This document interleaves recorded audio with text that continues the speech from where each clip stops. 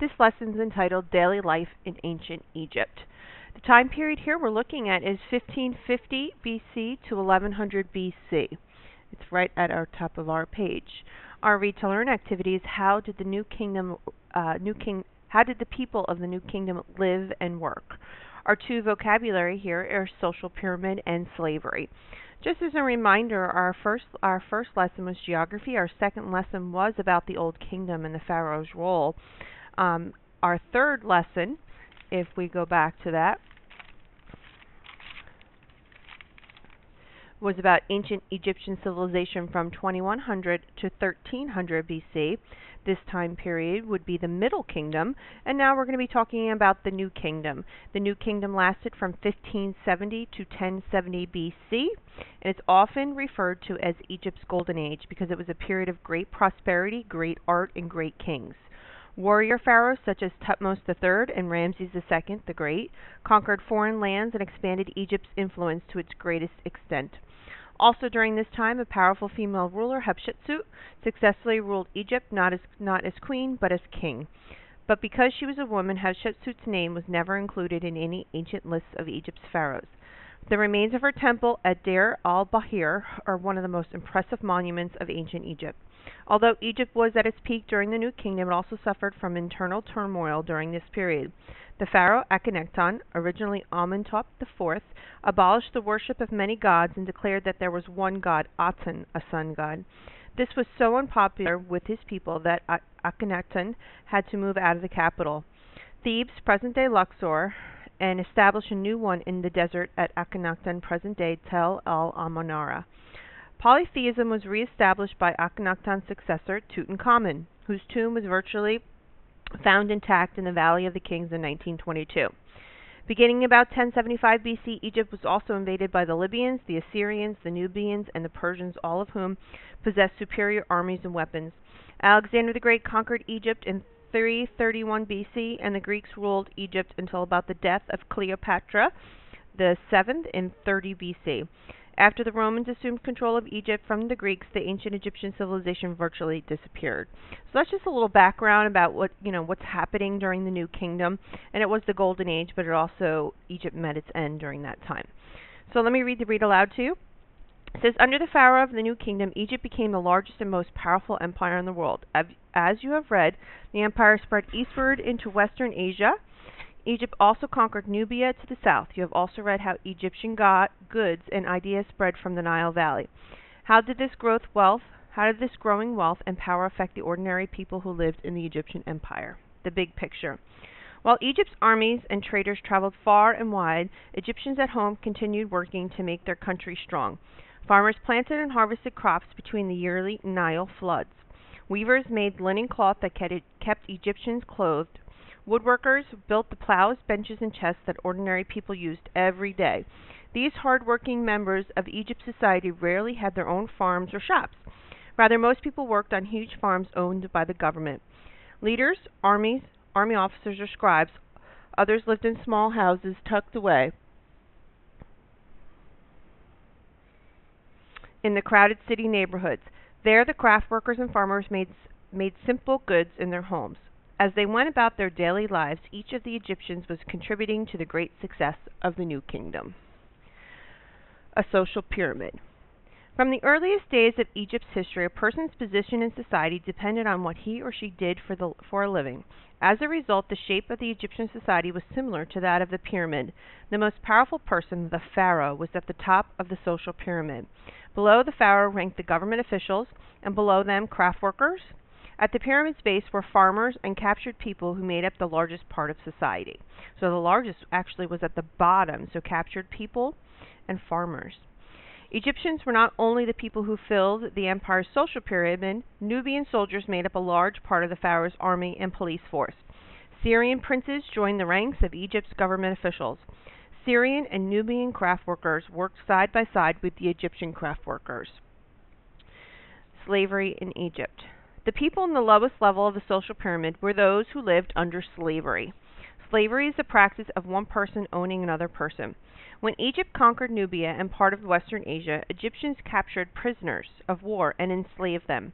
Most of these were Syrians, though many were Nubians. Slaves did some of the hardest work that had to be done in Egypt. They worked in the heat of the desert to mine gold in Nubia. They worked alongside free farmers in flood waters of the Nile. They dug canals and prepared land for planting. Enslaved people also worked as house servants to wealthy Egyptians. Egyptians bought enslaved Syrians and Nubians like they did cattle or cloth.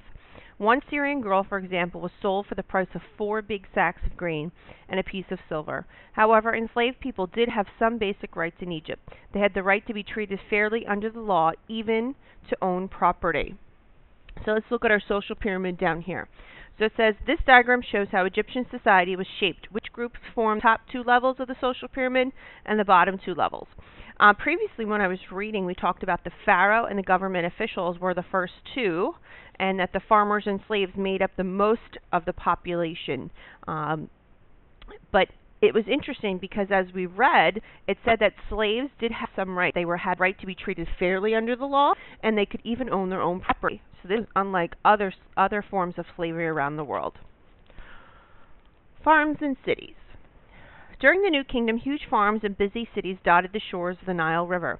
Life was very different in the 2 settings, but some things were similar. In both places, ordinary people worked long hours for few rewards, both in cities and on farms. People enjoyed simple pleasures, such as celebrating holidays and playing games. That sounds similar to what things we do today.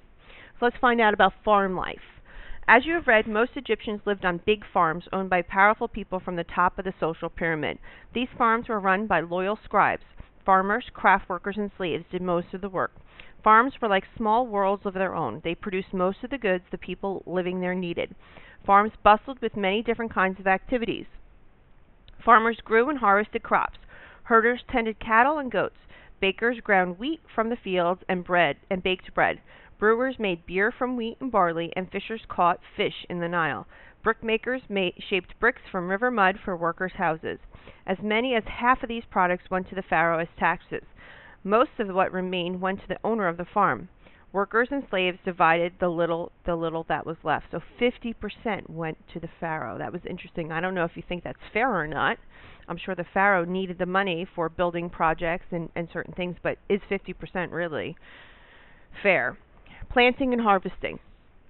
None of the jobs were easy, but farming was perhaps the hardest of all. To prepare the soil for planting, farmers dug up large fields and cattle-drawn wooden plows and hoes to bring water to the fields. Farmers dug irrigation canals and hauled water using shadoofs. And remember, lesson 1, we talked about irrigation canals and shadoofs, the bucket lifter. In addition, farmers were often called upon the government to help build canals, temples, or tombs for the pharaoh. It seemed like a farmer's work never ended. And if you recall from lesson 2, we talked about that the farmers built the tombs or the pyramids, right?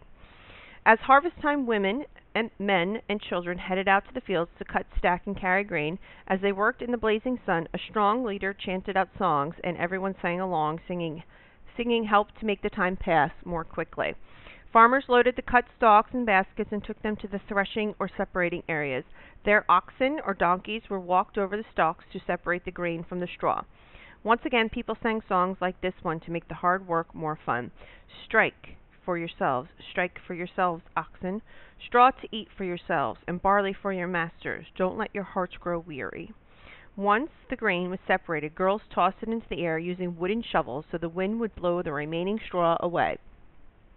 Scribes measured and took away the shares claimed by the pharaoh and the farm owner. Despite the hard work, harvest was a time for celebration. During this time, special offerings were made to Ra and Renuit, the gods of the harvest. Remember, Ra was the sun god. Cities in Egypt. In Egypt, city craft workers and artists worked under similar conditions. Most lived in small mud brick homes crowded along the streets. Archaeologists have uncovered the home of the family that lived in Memphis during Tutankhamun's rule. This house tells us much about life in the Egypt's cities during the New Kingdom. So that's interesting. So we're going to find out, because they found an artifact during that time, what life was like. The house in which this family lived opened onto a busy, noisy alley. The entrance room served as a workshop where parents made baskets or leather products. Behind the workshop were a small living room with a fireplace and 2 tiny rooms that may have been bedrooms. A stairway led up to the flat roof, a cool place to sleep on hot summer nights. The family also had everyday chores to do. Every morning, the women of the house went down to the local canal to get water. As the sun rose, they chatted with friends with whom they were getting water. They returned home with clay, water pots balanced on their heads. Women also had to bake bread. Bread was an important part of the ancient Egyptians' diet. Each day, the family probably went to the market to sell their wares. At local markets, the family could buy wheat, grapes, olives, fresh fish, beef, pork, and chicken. They may have also bought linen cloth from the women next door. Archaeologists think that she may have been a weaver. A tool maker also lived nearby. Imagine the clang of his hammer above the sounds of the city. Townspeople worked hard at their jobs, but they liked to have fun too. Among the artifacts found in the house in Memphis was a board game for moments of free time. So let's talk about children in Egypt. Adults were not the only Egyptians who played games. Children, rich and poor, loved to spin tops, make cloth, dolls, wrestle, run, and play games. Favorite pets included dogs, cats, and monkeys. Young boys and girls often played in the canals that flowed through the farms and villages. The children of the pharaohs swam in their own swimming pools. The amount of time children had to play depended on what their family did for work. Farmers' children had little time to play since they were often needed to help in the fields.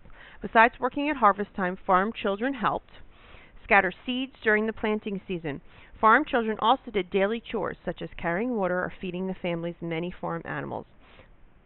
From about the age of 5, the children of the craft workers began working alongside their parents. In this way, children learned the trade that they would work at as adults. At an early age, potters' children helped their parents put a smooth finish to their pots. At the age of 12, girls began studying to become weavers and started training. The training could sometimes last up to 5 years. Sons of government leaders became assistants to their father. They too would become leaders of the day. Sons of scribes knew that it was from the age of 10 that they would be going to scribe school. That was a skill usually passed down from father to son as well. Why this matters. The Egyptian Empire went through great changes around the end of the New Kingdom. New armies from the west and northeast challenged the pharaoh's hold on the empire. The Egyptian army began to lose its firm control over the region. Finally, around 1100 BC, United Egypt collapsed. The fall of the New Kingdom ended. One of the richest civilizations in history ended.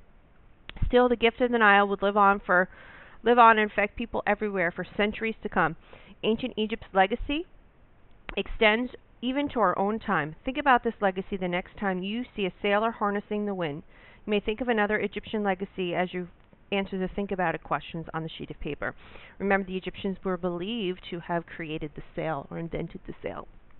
So what are their main ideas for this lesson? While Egypt became a mighty empire, ordinary people continued to work in much the same way as they had for thousands of years. Enslaved Syrians and Nubians became key workers in Egypt's empire. They worked alongside farmers and craft workers to produce needed crops and goods. Most farmers worked on large farms owned by powerful families. Most people in Egypt's towns and cities lived in crowded neighborhoods and crafted goods for a living.